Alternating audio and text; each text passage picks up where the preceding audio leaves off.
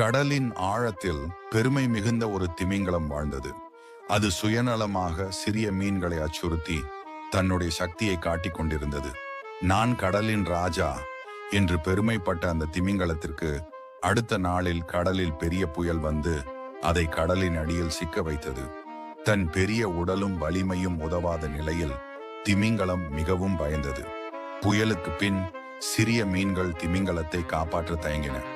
அது எப்போதும் நமக்கு தொந்தரவுதான் செய்தது என்றாலும் மினி என்ற ஒரு சிறிய மீன் தன்னுடைய கருணையால் சொன்னது, அவனை உதவுவது நம் கடமை. நல்ல செயல்கள் எப்போதும் திரும்பி வரும். சிறிய மீன்கள் ஒற்றுமையுடன் செயல்பட்டு திமிங்கலத்தை விடுவித்தன. அப்போது திமிங்கலம் உணர்ந்தது, இன்பத்துள் இன்பம் பயக்கும் செவிதன், துன்பத்துள் துன்பம் கெடின். துன்பத்தில் உதவிய கருணைதான் சிந்தனை மாற்றத்திற்கு காரணமாக இருந்தது.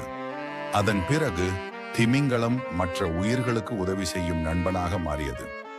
நல்லது செய்யுங்கள், நல்லது திரும்பும். அன்பும் கருணையும் உலகை மாற்றும் சக்தி.